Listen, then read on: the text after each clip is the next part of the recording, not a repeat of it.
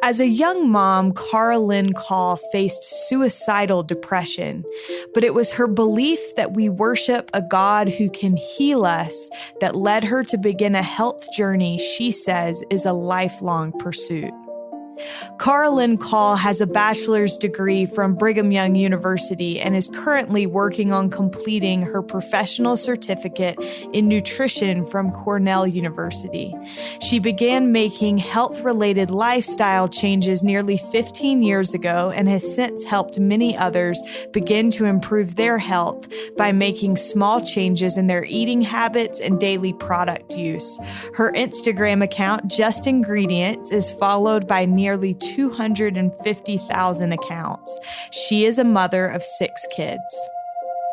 This is All In, an LDS Living podcast where we ask the question, what does it really mean to be all in the gospel of Jesus Christ?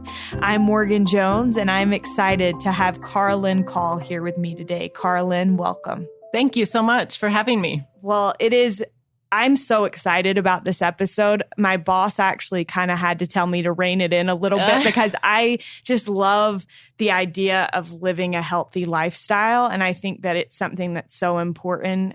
And your Instagram account, which is just.ingredients, has opened my eyes so much to the importance of knowing what's in the products that we're consuming and using in our lives. And so, first of all, thank you for all that you're doing to raise awareness about that. Oh, you're welcome. Thank you. That's nice of you.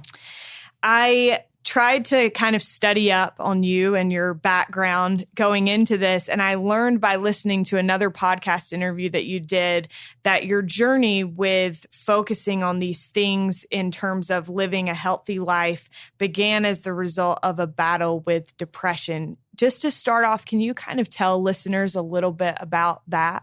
Yeah. So after I had 3 children, I found myself with severe depression, and more than just depression, it was severe suicidal depression.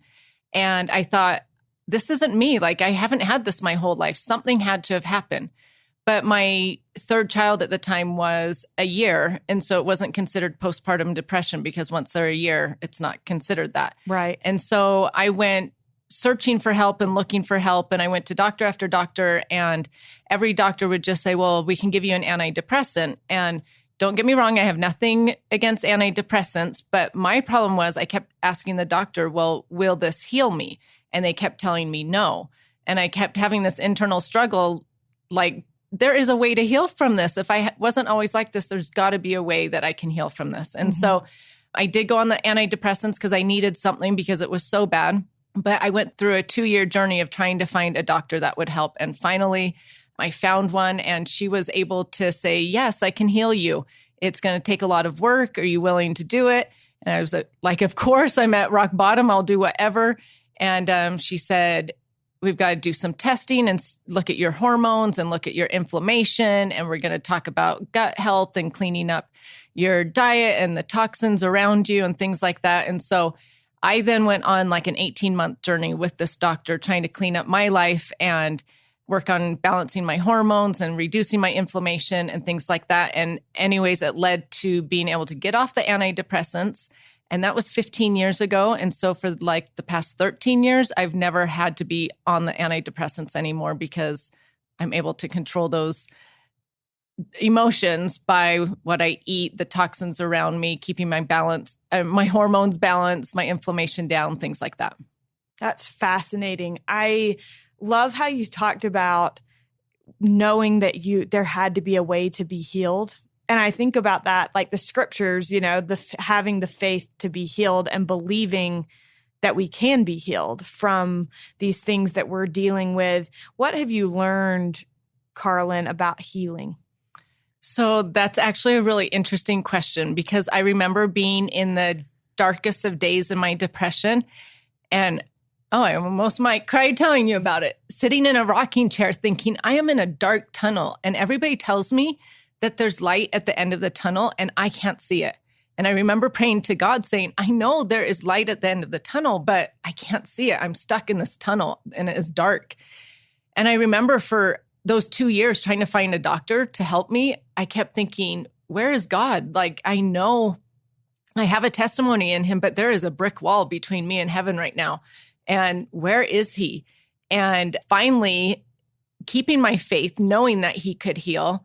Finally, it was the weirdest situation of how I found this doctor. And I knew that God had put that lady in my life to find that doctor, because I looked and had this random stranger not have mentioned the story about this doctor she found. I would never have found her. And so I knew that God could heal, but I knew I had to do my part too. And I had blessings and things like that got me through those 2 years. But to truly heal, God put that doctor in my life, and I had to do my part with the doctor and also trust in God.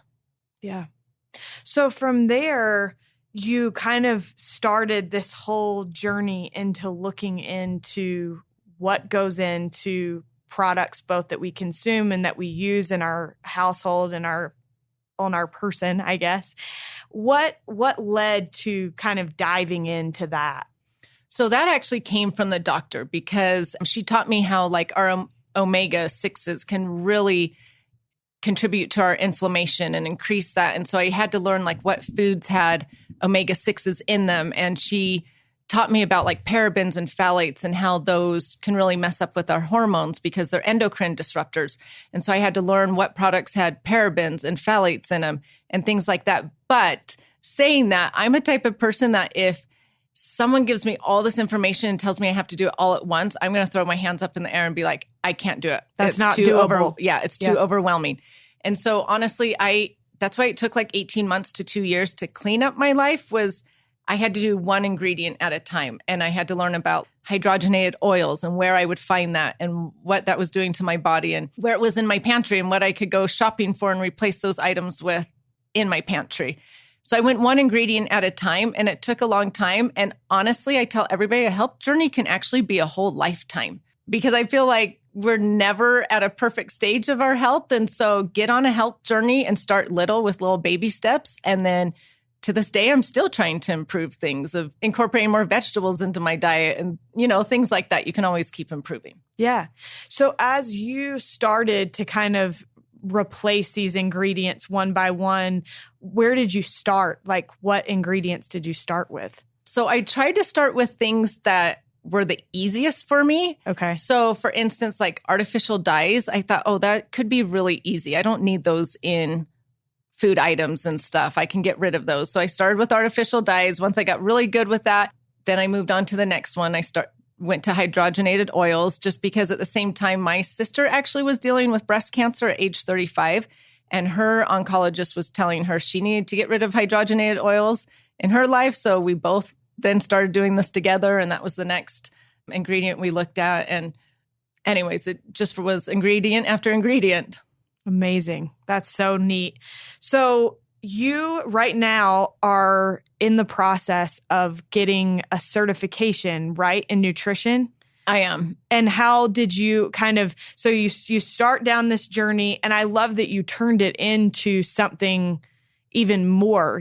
I think sometimes when we gain knowledge, we kind of keep it to ourselves. And I love that you've shared the things that you've learned and discovered, and then that's driven you to kind of pursue more education. How did you kind of reach that decision? Well, so I started this Instagram first just as a hobby, because I knew so many people around me were suffering with like depression and chronic pain and chronic joint pain and chronic fatigue and all these things. And I knew that if they knew how to fix their diet or remove some toxins from their lives, things like that, it would better them.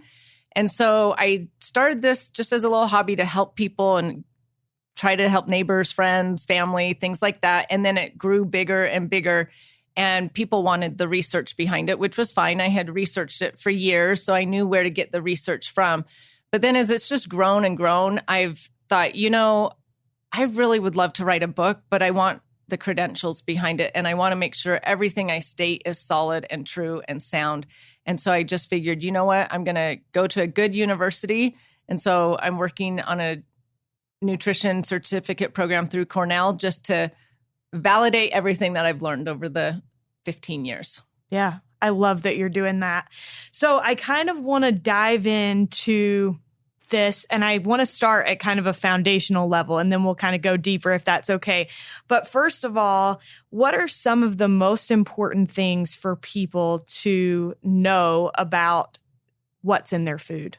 I think the most important thing is to maybe just realize that our food has changed since the 80s and 90s. So if you were a kid in the 2000s, so if you were a kid like in the 70s or 80s, like it was pretty easy for your mom just to go to the store and pick a gallon of milk off the shelf and all milk was milk. Yeah. Well, because today of like growth hormones for the cows and GMO crops that we feed them and the GMO crops sprayed with glyphosate, we have all these new worries that we need to be concerned about. And so I think if people are just aware that our food actually is different than the 80s and 90s, then that would help them realize maybe they should educate themselves a little bit as to what different things mean. Because like the word organic didn't even come out until the year 2000. But the word organic was given to us to help us know that there's no artificial sweeteners in it, which a lot of artificial sweeteners came out in the 80s. There's no GMO crops in it, which the GMO crops were sold commercially starting in the mid-1990s. It's to tell us that there's no artificial colors, artificial preservatives. We've come up with new artificial preservatives recently. So anyways, it's a word to tell us it's how our food used to be. And so a lot of people think like, oh, organic means it's for the elite and it's trendy.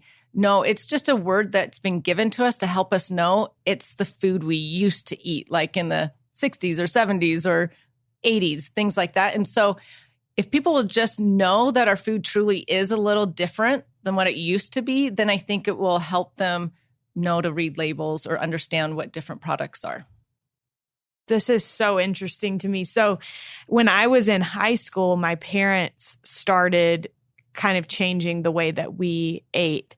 And up until that point, it was like, Frosted Flakes or whatever. We had always had the different sugary cereals and stuff. And then some stuff changed and we had different food.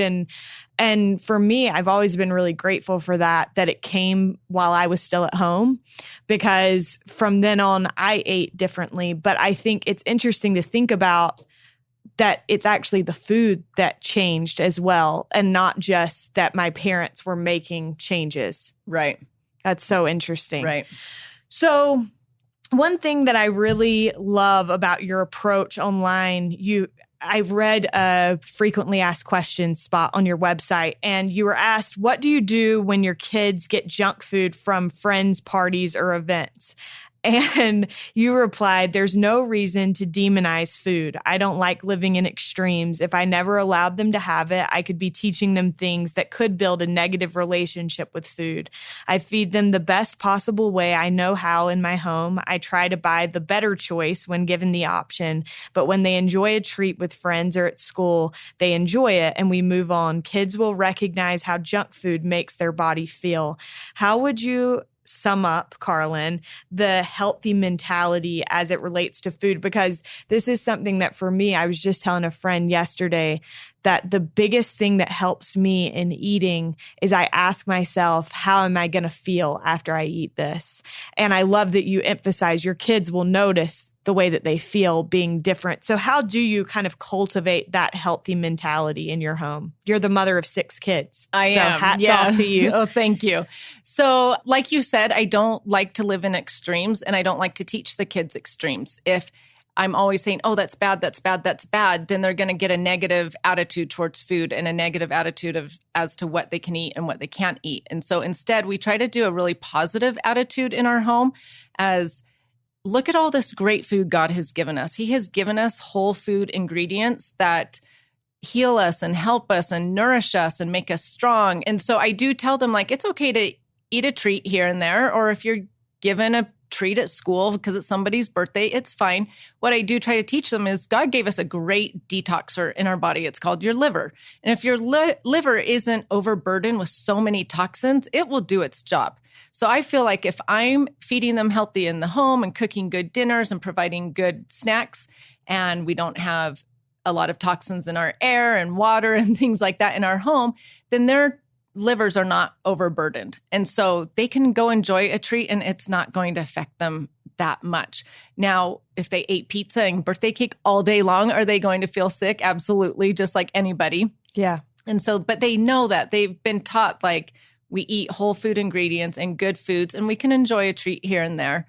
But to eat that all the time would make you feel really not good. And as they get older, as the teenagers get older, they actually can notice what makes them feel good and what doesn't. And so, in fact, my 15-year-old is really good about it. If he has a few sugary snacks or something, he'll be like, oh, my stomach hurts, or I've got a headache. I don't really feel good. And it's good for kids to realize on their own what makes them feel yucky and what makes them feel good. Right.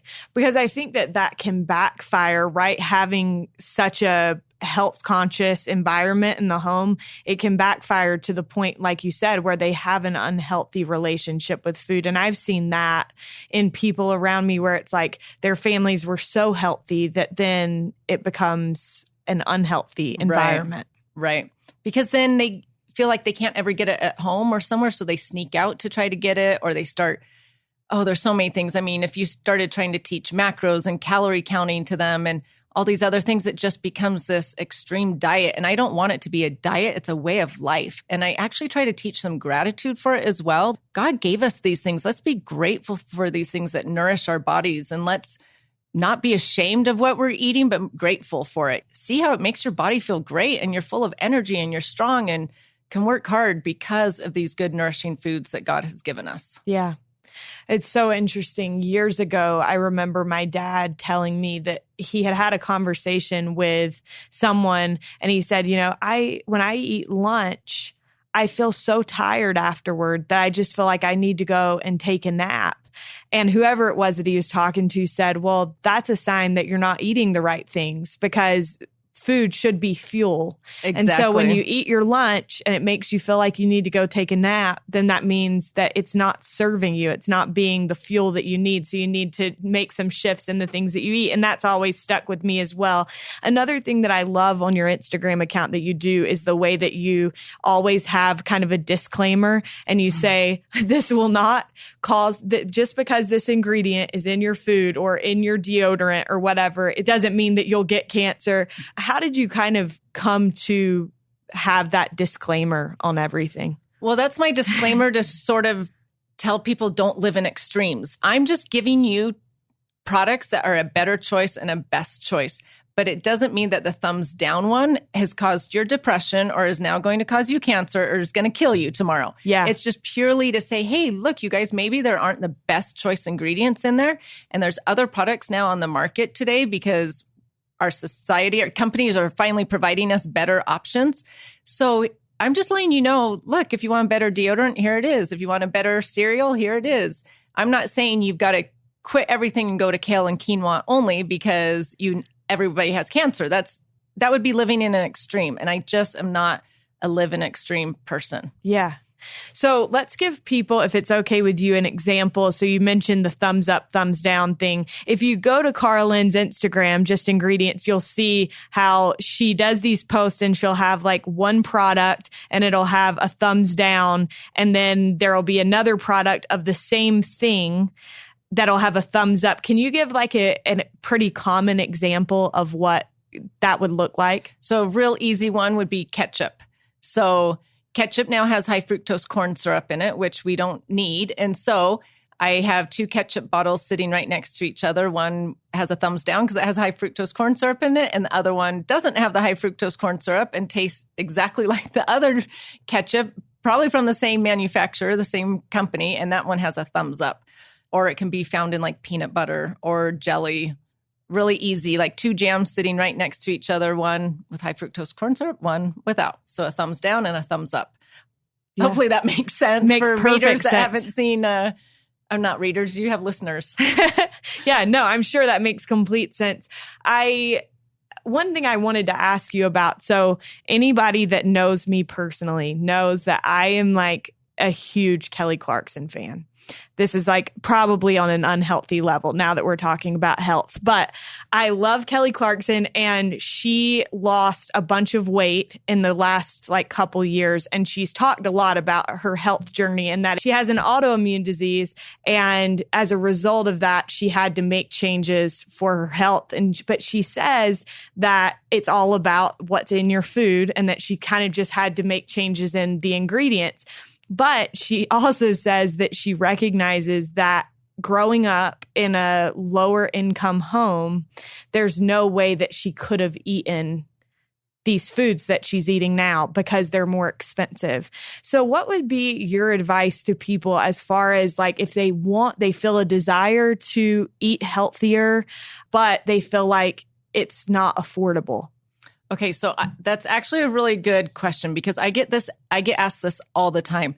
And with 6 kids, we have always had to be on a budget. We are not some, spend whatever you can or spend whatever on food and things. That is not us. We're always been on a budget since 2 kids, 3 kids, 4 kids, 5 kids, etc.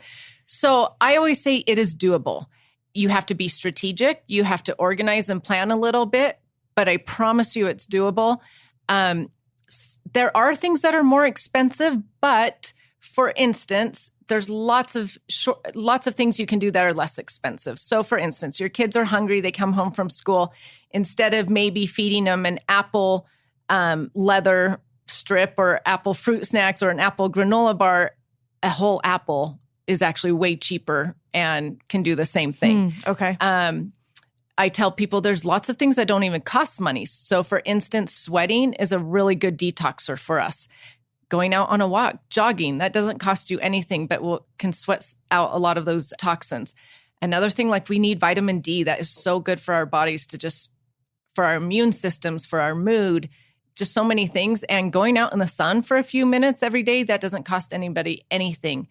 A lot of times if people will redo how they're cooking their meals at night, that can cost less. A lot of people are buying like frozen, prepackaged, pre-made meals. But if you actually take the time to plan and home make the meals, that will be cheaper. Things like packaged food, even like those individual packaged snacks for kids are so expensive. So just going even to like big boxes of packaged food rather than individual packages cuts down your costs. So there are a lot of things that you can do to cut costs. And thankfully, companies these days, they're seeing the demand for better products and more organic food and things like that. And I'm finally, these last few years, seeing the prices come down. 5-10 years ago, it was really expensive to live this way. But more and more companies are providing better food, better beauty options at a more reasonable price. Yeah, I've noticed that as well. I remember used to it felt like anything that wasn't like a sugary cereal, a healthier cereal option was like double the cost. And now it's not as much that way. So I definitely can see that. I think that I love that you mentioned like something as small as going out in the sun, because I think that you see that just making these little shifts and starting small, like you said, with your going one ingredient at the time, just making one step at a time is the way to a healthier lifestyle. It really is. It's baby steps. But I mean, we're taught that everywhere, line upon line, precept upon precept. Same thing with nutrition. He doesn't say, go change your whole life right now to get healthy. It's let's do one little step at a time. So it's doable and manageable and becomes a whole life way of, a whole journey, a whole way of life rather than just a diet. Yeah. It's like by small and simple things. Exactly. How do you feel, Karalynne, that the things that you've learned over this journey that you've been on line up with what we've been taught in the Word of Wisdom, or does it? Yes, so it definitely does. This is a whole I could talk hours on this topic. So the Word of Wisdom, first of all, it says I've given you this Word of Wisdom as a warning and a forewarning for the last days. And I think we're in those last days. And he tells us these things like the fruits, the vegetables, the plants, the herbs, the seeds, the nuts, the grains, you name it. Those things are to strengthen our soul, to strengthen our body and enliven our soul. He tells us it's if we eat this way, he's blessed us that we'll run and not be weary and walk and not faint. You know, that we will have great treasures of knowledge given to us. And to me, well, and actually President Packard talked about that being personal revelation. And so this word of wisdom has been given to us to help us in these last days. President Nelson, said to survive these last days, what do we need? We need to be able to listen to the Spirit and receive our own personal revelation. And I think if we're in a body that is tired and exhausted and sick and in pain and not doing well, it houses our spirit, and we need our body to feel good so that we can receive that personal revelation. And that's why we've been given these word of wisdom pieces of advice from the Lord to help us be able to receive that personal revelation. I love that so much. One thing that it made me think of is I really am passionate about the idea that we all have a mission to fulfill during our mortal existence. And if our bodies, like you said, are not if they're not able to do that, to fulfill that mission, it's like, if not me, then who? And so feeling like that responsibility makes me want to keep my body healthy. That's so true, because honestly, when I was depressed and in those really dark days, I barely could survive. It was just about me. And I couldn't take care of my kids as well as I needed to. I couldn't be out there serving others and doing my callings like I should. And so the Lord knows that he needs in these last days strong women and vibrant women and full of energy. And even President Nelson has told us, we need women who can organize and teach and plan and be courageous to speak the gospel and things like that. And that takes a lot of energy. And I could not have done that depressed and in bed and just in those dark days. There's no way I could have done what God needs us to do. And so I think it's women and people, we just need to focus on making ourselves feel healthy so that we are energetic and full of life so that we can do what God has asked us to do. Yeah, absolutely. You have posted quite a bit recently, Karalynne, about this idea of, and I kind of want to shift from just like feeling good to also serving as medicine, which is kind of what you experienced with your depression, is that food became like medicine and served as medicine. Specifically, you cited a New York Times article that said Americans are sick, much sicker than many realize. More than 100 million adults, almost half the entire adult population, have pre-diabetes or diabetes. Cardiovascular disease afflicts about 122 million people and causes roughly 840,000 deaths each year and about 2,300 deaths each day. 3 in 4 adults are overweight or obese. More Americans are sick, in other words, than are healthy. And that last line where it says more Americans are sick, in other words, than are healthy, I'm like, oh, that hits me hard. Mm-hmm. But can you explain why you're passionate? Obviously, this is personal to you, but why you're passionate about the idea of food as medicine, and possibly give us some tips on why you see it that way. So I believe, so medicine is healing and food can be healing. And so that's why I say that food can be medicine. Of course, there's always those times where medicine is needed. I don't want to be taken as I don't ever believe in medicine, because that's not true at all. Yeah. But I believe they go hand in hand, that if you need the medicine, then we can also work on the diet and toxins and things in your life. For instance, fruits and vegetables are full of antioxidants, which repair the cells. And the reactions that occur in the body, if you study it scientifically, are amazing. What goes on, what happens with the cells and the tissues and the nerves and so many things within the body. So fruits and vegetables full of antioxidants, omega-3s that can help with the inflammation, foods with the omega-3s, some fish and, things like that. There's fruits and vegetables again, and nuts and seeds and things with fiber that can help with things. There's just a list of things. Foods with magnesium. Magnesium helps with people that are having a hard time sleeping. It can also help with depression. There's foods full of B vitamins, which so many people are lacking in their B vitamins. The list goes on and on of how foods are full of minerals, vitamins, fiber, antioxidants, all these things that can truly repair cells and help the body function the best way possible. That's amazing. So could you possibly give us an example of how we can treat food more that way? So this actually is an interesting story. When I started on my health journey, so years ago, my husband went and got a physical done, and his triglycerides for the cholesterol were outrageous. They were so high. And the doctor was like, we have got to put you on medicine right now. And my husband, knowing what I was starting to go through, said, could you just give me 6 months and see if I can change my diet and things and see if I can do this on my own? And the doctor was like, okay, I'll give you 6 months, but these numbers are so high that you've got to come back in 6 months and get it rechecked. And so he went off of like all fast food and processed foods and ate so healthy, like fruits and vegetables, and had oatmeal every morning. That was he thinks it's the oatmeal, which oatmeal can help with lowering cholesterol for sure. And anyway, 6 months later, his numbers dropped by over 200 points, which is huge. Like it wasn't just a couple points. It was a couple hundred points that they lowered by. So that in our health journey just was like another point of showing us, oh, food just plays such a big role. Yeah. What role would you say, Karalynne, that faith plays into? We've talked about this idea of healing. We've talked about the word of wisdom, but how does faith play into kind of this whole conversation surrounding how we fuel our bodies?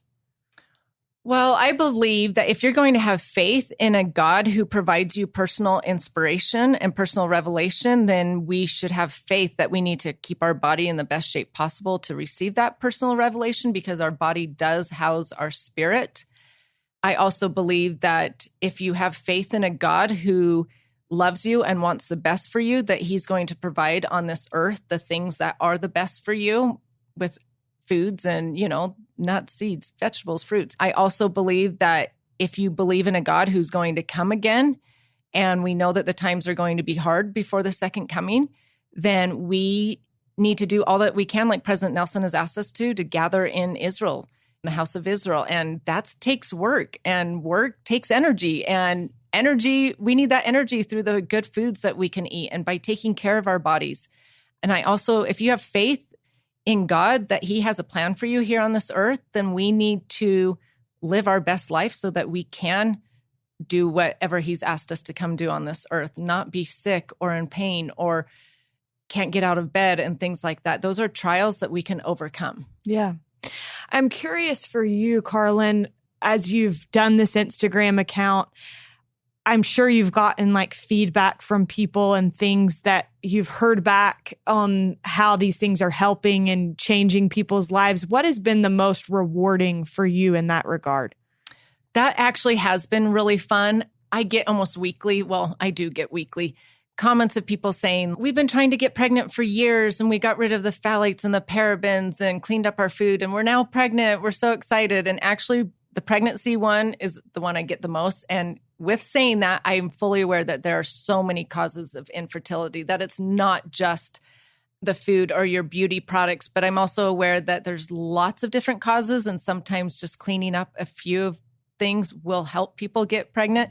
But I get that a lot. I also get people saying that their depression is so much better and that they're able to get off medication and that they're feeling better and more energetic. And that one actually makes me the happiest, just because I know what those dark days are like. And so anytime someone says, I'm off my medication, or I'm feeling so much better now, or I'm able to get back to work, or I'm such a better mom now for my kids, I just think, oh, thank you so much. And actually, I thank Heavenly Father every day when I get those messages for my dark days of depression, because had I not had those days, I would never have empathy for these people. I would never have this knowledge to teach others about. And so years later, I'm now thanking him every day for those really hard, dark days of my life. Yeah.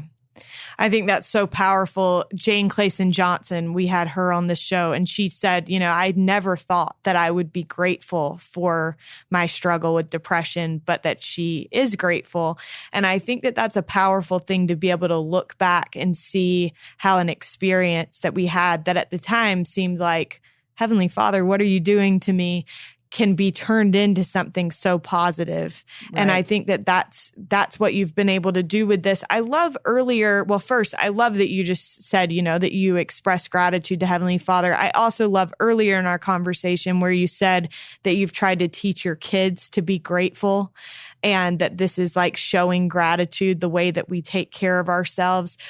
why are you grateful for the body that God has given you? And why do you believe it's important to take care of that body? So when you have severe suicidal depression and you almost lose that chance of having a body, you become really grateful for the chance to live here on this earth. And for me, it gave me a renewed look on life and made me really look at what God wants me to do here on this earth, that there is a mission for me here. And I don't know if this quite answers the question, but for years, I actually felt a lot of shame and guilt and just like, oh, I messed up in life and I did so wrong. I want to hide this depression. And for years, I never said anything about it. And then when I saw others struggling around me, I knew God gave me this experience in my life to help others. And it was time to help others. And so I now am so grateful for the experience so that I can help others. But I also know that God put us here on this earth with a mission. And if we're to fulfill that mission, we need to be grateful for a healthy body. And if you're grateful for a healthy body, then you're more willing to take care of your body so that you can have that healthy body to fulfill your mission. Yeah. And so I try to teach my kids on a daily basis, health is a blessing. Let's be grateful for it. Let's be grateful for these things that God has given us to help us have a healthy body. Yeah. Thank you so much. Well, this has been so informative and so helpful. And I am super grateful to you for giving your time and sharing these things with us. As we wrap up, I just have one last question for you. And that is, what does it mean to you to be all in the gospel of Jesus Christ? So I'm going to tell you that I used to have a different perspective of what all in meant. Yeah. Years ago, I thought all in meant a checklist, reading my scriptures, going to church, saying my prayers, blah, blah, blah. The list goes on and on, right? Yeah. Which can be overwhelming. It can be. And as I have strengthened my testimony throughout these years and gotten a closer relationship with Heavenly Father and Jesus Christ, I truly believe that all in the gospel means loving as Christ would love. Loving Him and loving your neighbor. And loving your neighbor includes yourself and your family and the strangers around us. And I believe that if we truly love Jesus Christ, then those other things we'll want to do naturally. Read our scriptures, go to church, things like that, because we love Him. But I believe that Jesus Christ came to this earth to love, and His whole purpose was to show us how to love. He loved the sick, the sinner, the lonely, the outcast. And if we are to be all in this gospel, then we're to love the sick, the outcast, the sinner, any person around us. And so that is how my all in the gospel has changed over the years. Thank you so much. It's been such a pleasure to have you. Thank you. It's been great. Thank you so much. A huge thank you to Karalynne Call for joining us on today's episode. You can find more information as well as a full transcript of today's episode in our show notes at www.ldsliving.com/allin. Again, that's www.ldsliving.com/allin. You can also find Karalynne on Instagram by searching for just.ingredients. Thank you so much for joining us, and we'll be with you again next week.